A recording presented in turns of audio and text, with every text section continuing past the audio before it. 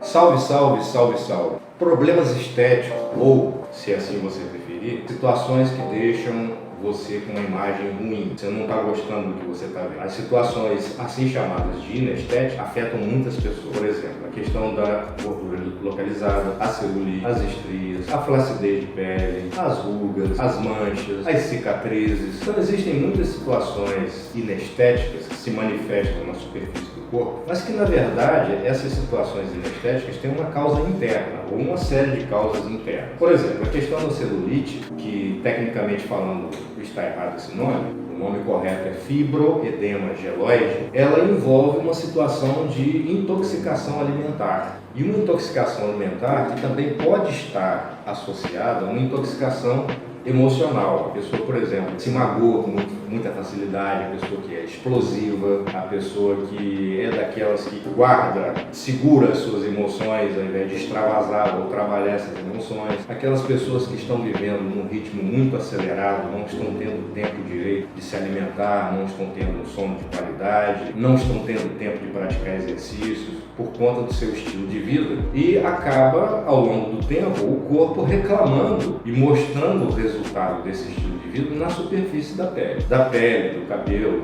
envolve esse conjunto todo. Resultado: olhando-se de frente ao espelho, ou porque alguém falou alguma coisa, fez algum comentário de que você hoje está com uma barriguinha, se você não tinha essa barriguinha no passado, tem uns furinhos aqui na sua coxa, tem uns furinhos aqui no seu bumbum, e os seus seios estão caídos, está com umas ruguinhas aí, uns pezinhos de galinha aparecendo. E esse tipo de coisa, para a pessoa que tem uma certa fragilidade na sua autoestima, magoa, dói, fere, e a pessoa vai buscar recursos para resolver essas situações. Muito bem, então o que costuma acontecer nesses mais de 30 anos de experiência clínica, atendendo diversos tipos de situação estética, seja assessorando um cirurgião plástico, ou seja, porque o cliente me procurou no consultório por uma indicação ou por outra, durante esse tempo todo, o que a gente mais tem visto são dois extremos. Um extremo que a cliente chega buscando recurso comigo, que já não tem mais muita coisa para fazer em consultório, tem que encaminhar para um cirurgião plástico. E o outro extremo, que é da pessoa que percebeu determinadas situações precocemente e vem buscar recurso também precocemente. É lógico que ela vai ter um resultado comigo muito mais consistente. Um dos diferenciais que eu uso nos meus atendimentos é que eu procuro usar material o mais natural possível, tá? Seja uma máscara, seja um produto de contração, seja um hidratante, seja um aparelho que trabalhe de uma forma menos invasiva possível, que cause o menos de incômodo possível para a pessoa. E então o que eu tenho para passar para vocês nesses nossos encontros são as situações clínicas que aconteceram tanto em atendimento a cirurgiões plásticos quanto em atendimentos onteados sem assessoria de um médico. Às vezes é necessário até conduzir essa pessoa para um endocrinologista, porque situações de tireoide, por exemplo, seja mau funcionamento para menos, ou seja, mau funcionamento para mais, a tireoide é a glândula que controla o metabolismo do corpo. Então a pessoa às vezes está ganhando peso muito rapidamente ou perdendo peso muito rapidamente, e é uma situação que na massagem e nos recursos estéticos não há muito o que fazer. É preciso corrigir a raiz do problema, no caso a tireoide, para que o que eu venha a fazer com a massagem, com massoterapia ou com outro tipo de recurso estético, eu sou esteticista e massoterapeuta formado pelo Senac Brasília desde 1987. Nesse percurso todo, entre atendimentos clínicos, ministrando aulas em cursinho e em outras atividades, como por exemplo no Senac do Rio de Janeiro, eu ministrei alguns cursos lá, atualmente estou ministrando aqui na Cruz Vermelha de Rio das Ostras. Então, esse tempo de vivência profissional me permitiu chegar num ponto que eu posso facilitar muito mais a vida das pessoas usando o recurso da internet, dando para ela possíveis dicas e soluções caseiras, inclusive algumas situações que você não precisa de uma outra pessoa para utilizar esse recurso em seu próprio favor. Mas há coisas, e isso precisa ficar bem claro, que só você pode fazer por você, em relação à sua alimentação, em relação ao seu sistema emocional, em relação à sua atividade física, isso só você pode fazer. Nesse ponto, eu não posso te ajudar. Nesse ponto, você vai ter que se ajudar para poder levantar a sua autoestima. É bom deixar uma dica aqui para vocês também, que a atividade física, ela vai mexer com seus hormônios, em geral do corpo, te causando um bem-estar se você fizer atividade física moderada. Se você fizer atividade física de alto impacto, como se fosse um atleta de elite, um atleta de ponta, isso aí vai ter consequências ruins para você. Principalmente se você for fazer por conta própria, sem orientação de um personal e um profissional que vai te dar toda a assistência e todo o suporte para evitar de você se complicar, adquirir lesões e piorar mais ainda a sua situação. Então, uma das dicas que a gente sempre dá para os os clientes, para as clientes que vêm procurar recurso, atividade física regular e moderada. Atividade física regular e moderada. Cuide bem dos seus intestinos. Os intestinos têm que funcionar pelo menos uma vez por dia, pelo menos. Você tem que ter um sono descansado, reparador, dormir no escuro absoluto, de tal forma que você passa a mãozinha assim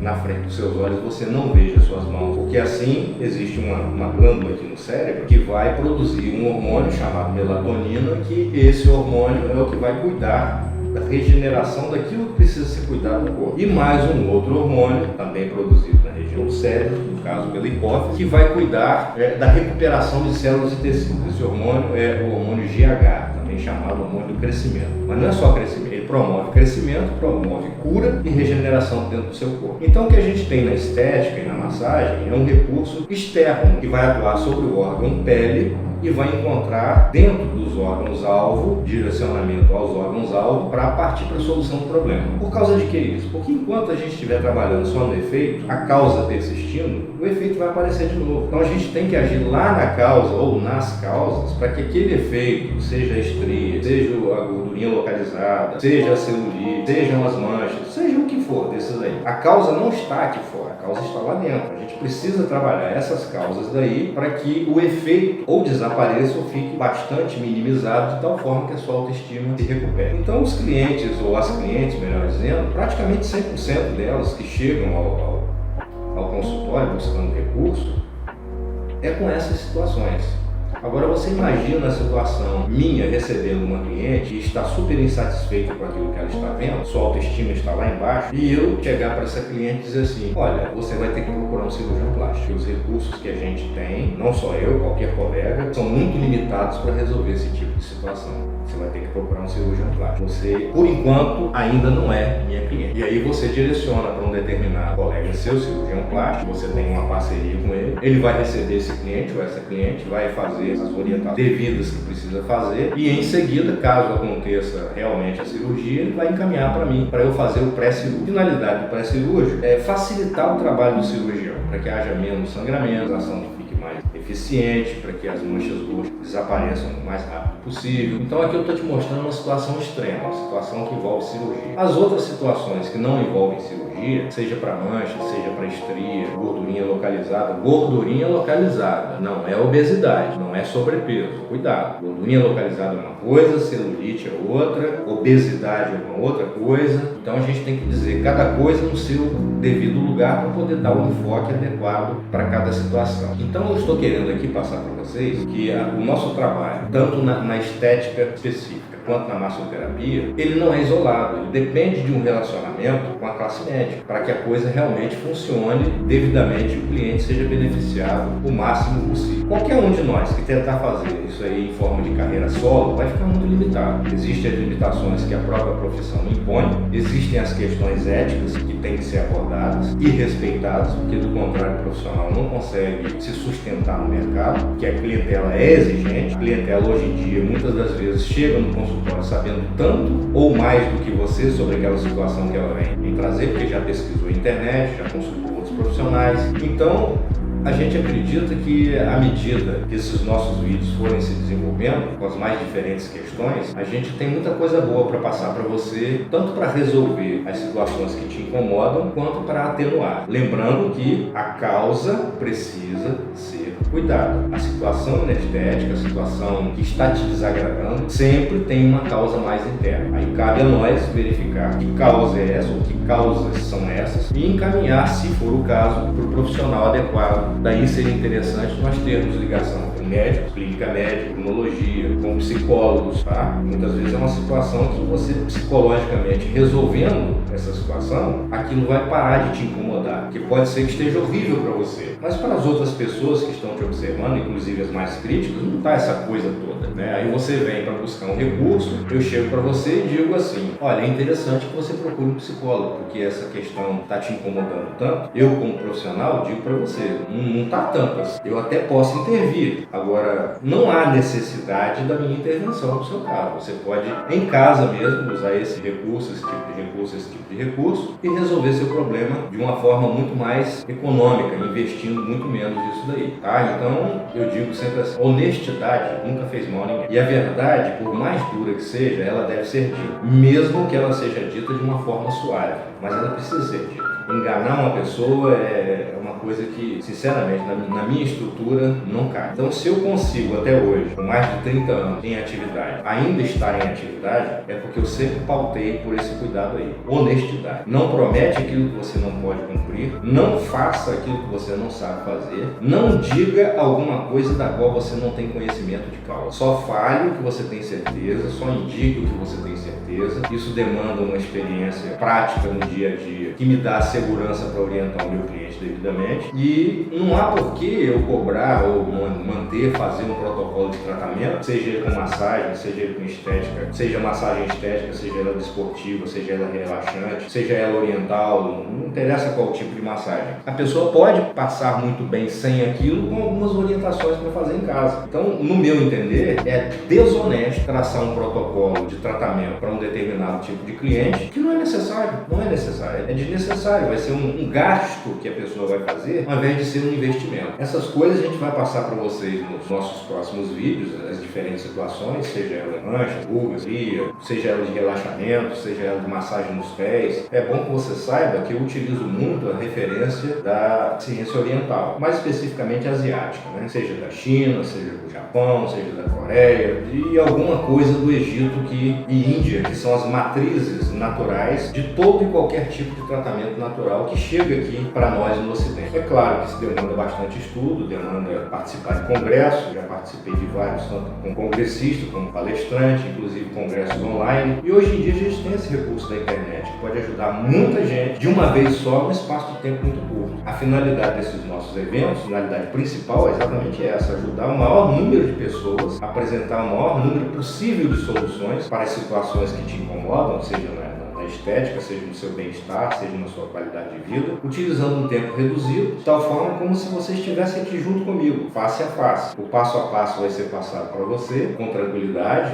sem correria, sem pressa, e a gente vai ter esse feedback, retorno, que vai ser passado para você, automaticamente vai acontecer pelo seu interesse na sequência dos vídeos. Muito bem, então vejamos, por exemplo, uma situação específica.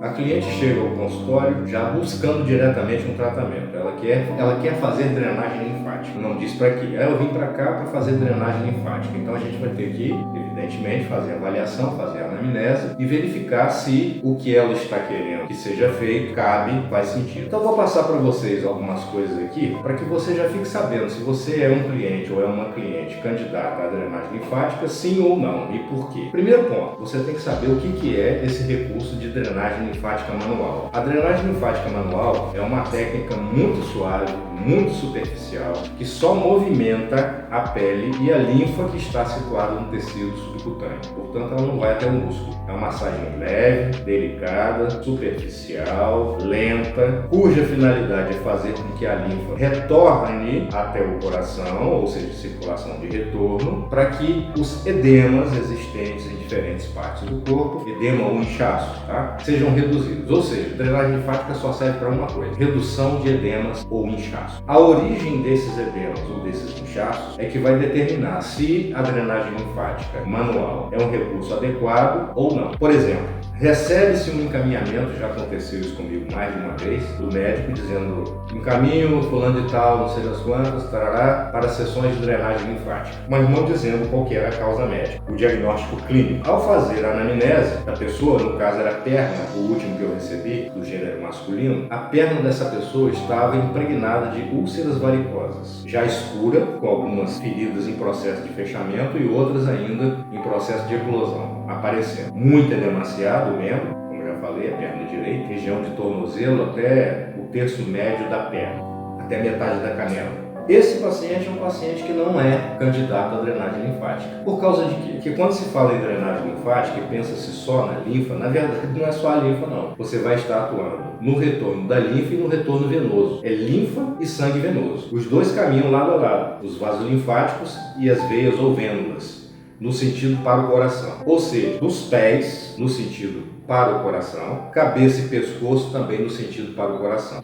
Existem dois centros importantes aqui, tá? Se chama ângulo venoso, situado aqui bem pertinho das clavículas. Cabeça para baixo, pernas para cima, ponto de encontro cá em cima, destino final coração. Bem, o que acontece? Se a pessoa tem um comprometimento varicoso, ou seja, tem varizes grandes, não são microvarizes, estou falando de varizes grande. Existe o risco muito grande de você, ao fazer essa manipulação do tecido superficial, portanto também sobre as varizes, de deslocar um pequeno coágulo para a circulação principal. Olha a complicação aí. Pequeno coágulo vai parar no coração, pode passar do coração para os pulmões, pode retornar ao coração, pode fechar algum vaso de coração, como pode fechar algum vaso de pulmão. Olha o problema aí. Então, drenagem linfática manual não é uma coisa assim simplesinha, facilzinha, que qualquer um pode fazer em qualquer situação. Não é assim. Existe a drenagem linfática manual que pode ser aplicada no pré-cirúrgico, no pós-cirúrgico, e existe a drenagem linfática manual que pode e deve ser aplicada nas situações de celulite ou fibroedema mieloide. Tornando a lembrar que a chamada celulite estética nada mais é do que retenção de líquido, ou seja, dificuldade da circulação da linfa,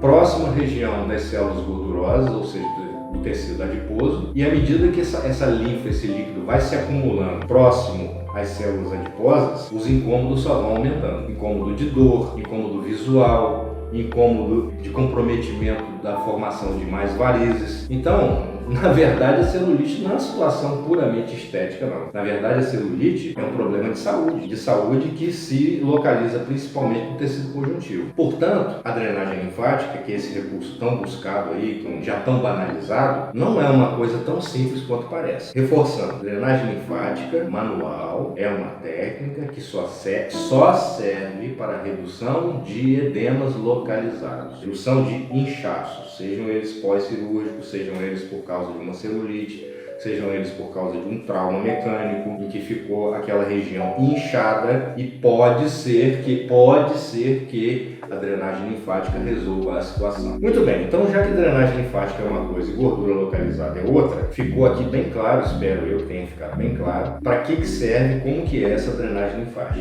Não confundir com massagem estética, que é muito parecida com massagem desportiva, e essa massagem estética, como ela é mais pesada, tal qual é a massagem esportiva, dependendo do profissional, ela pode até vir a causar alguns hematomas, que são as manchas roxas. Ela já vai atuar mais em nível de músculo, portanto, um nível mais profundo. Já a drenagem linfática não, é bem superficial, bem em nível de pele. E você vai saber direitinho se o profissional que está aplicando a drenagem linfática em você, ele estará aplicando realmente a drenagem linfática ou qualquer outra coisa, com qualquer outro tipo de nome. Pelo toque do profissional, pelas mãos do profissional. Tanto o toque tem que ser suave, o toque tem que ser leve, e existe uma sequência onde essa técnica é executada. Essa sequência é obrigatória. Agora, se vai seguir o método de fulano, de cicrano ou de beltrano, o nome não vem muito ao caso. O tipo de manobra que vai ser usado ou deixada de ser usada, tem que se seguir a fisiologia, ou seja, o sentido do retorno linfático, da circulação linfática, e as cadeias linfáticas principais, que estão nas virilhas, nas axilas e na região póstero-cervical e lateral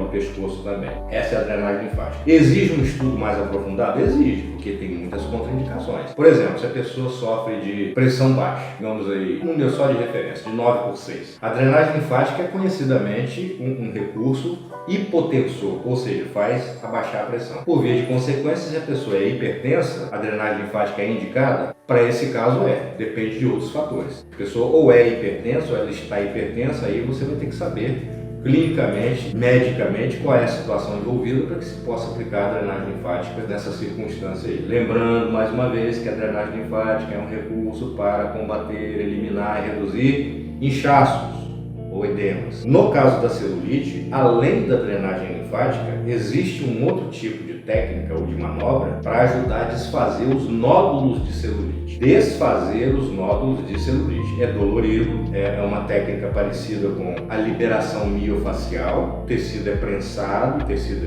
é exprimido, ele é amassado para que aquela placa se desfaça ou pelo menos se torne mais elástica. Outra mentira, outro mito que costuma entrar muito aí nas conversas é que a massagem modeladora quebra gordura. Isso é mentira, tá? Só existe uma coisa que quebra a gordura, quando o seu balanço calórico, balanço energético, está favorável no sentido de queimar mais do que ingerir. Se você tem uma taxa metabólica onde o seu metabolismo é aumentado e a sua ingesta, a sua alimentação é reduzida, então você está gastando mais do que está ganhando. Se você gasta mais do que ganha, o recurso que o organismo busca é onde é que está sobrando. Onde é que está sobrando no tecido gorduroso. Então o seu organismo vai passar a buscar energia de reserva, que é o que as gorduras também são, para suprir essa necessidade metabólica sua. Você está gastando muita energia e está ingerindo poucos alimentos de caráter energético, ou seja, poucas calorias. Isso é a fisiologia da coisa. Então quem diz que massagem quebra gordura, conversa fiada, não tem nenhum fundamento fisiológico nisso daí. O máximo que se consegue fazer com a massagem modeladora é modificar um pouco o formato das células gordurosas, o que melhora a silhueta. Mas não está quebrando gordura nenhuma não, tá? Está manipulando, estão sendo manipuladas as células do tecido gorduroso, ou seja, do tecido adiposo, que normalmente são bolhosas, e nesses casos de situação inestética do fibroedema geloide, elas ficam deformadas, elas ficam com seu formato hiperirregular. E essa irregularidade reflete na superfície da pele, aparecendo em forma de casca de laranja, aquela superfície irregular, ou numa situação mais grave, onde os nódulos, as bolhas estão bem acentuadas, e essas bolhas comprimem os vasos sanguíneos e linfáticos e comprimem terminais nervosos, daí dói espontaneamente. É um processo que só se complica. Então existe a necessidade da intervenção nutricional e existe a necessidade da intervenção da massagem estética, entre aspas, modeladora. Não quebra gordura, tá? É mito, é historinha da carochinha. Tem muitos vídeos na internet que você pode consultar profissionais abalizados, profissionais gabaritados, que vão falar sobre esses assuntos para você de uma maneira bastante consistente e até numa linguagem que dá para acompanhar, dá para entender o que o profissional está dizendo. Bom, as duas situações podem acontecer ao mesmo tempo? Sim, podem acontecer.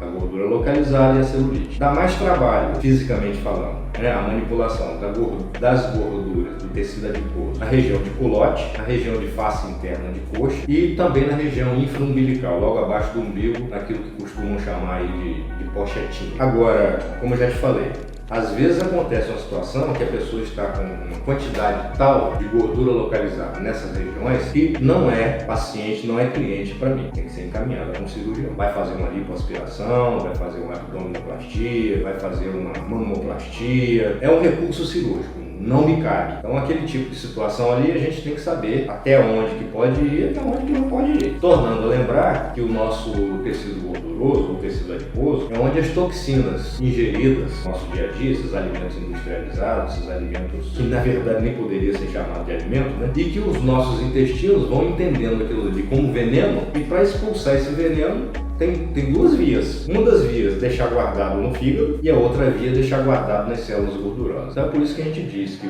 uma das funções, né, do tecido adiposo é reter essas toxinas para evitar que elas fiquem circulando em grande quantidade no sangue. Moral da história: vai ter que fazer uma bela higiene alimentar, vai ter que cuidar da sua ingesta hídrica.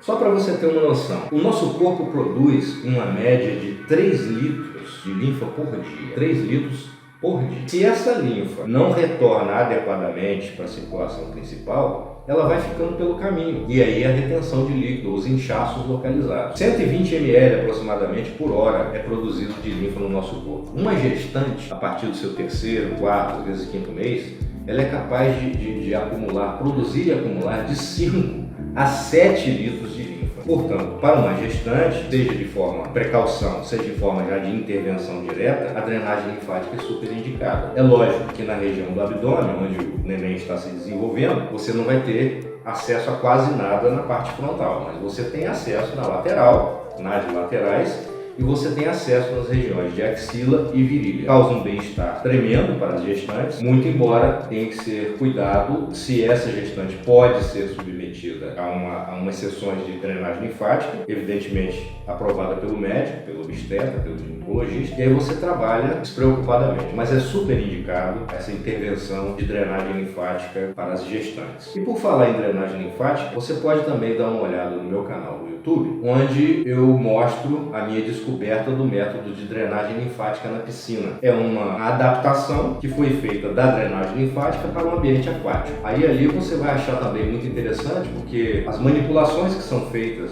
no processo de drenagem linfática na piscina mantém o cliente flutuando, ou seja, a cliente flutuando. É uma técnica da Suíça, método Bad-Hagais. Ele foi o criador desse método aí de manter o cliente flutuando.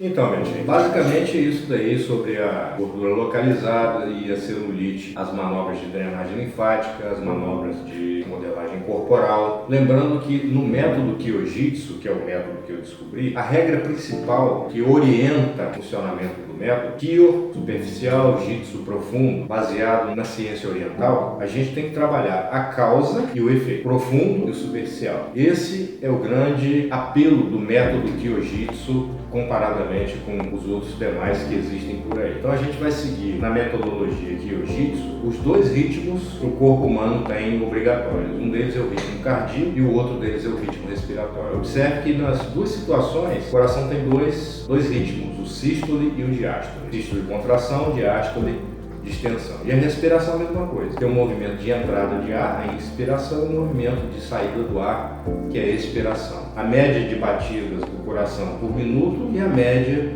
de incursões respiratórias também por minuto. Essas são as nossas diretrizes. Nos próximos vídeos, nos nossos próximos contatos, estaremos abordando várias outras situações e entrando um pouco mais a fundo em alguma delas. Por exemplo, a gente tem aí pela frente a celulite, já foi falada hoje, nós temos as estrias, nós temos as manchas, nós temos as massagens relaxantes, diversos tipos de massagem relaxante, e a gente vai ficando por aqui, agradecendo a sua participação, dando os parabéns por ter conseguido chegar até o final do vídeo, e no nosso segundo estaremos abordando novas questões.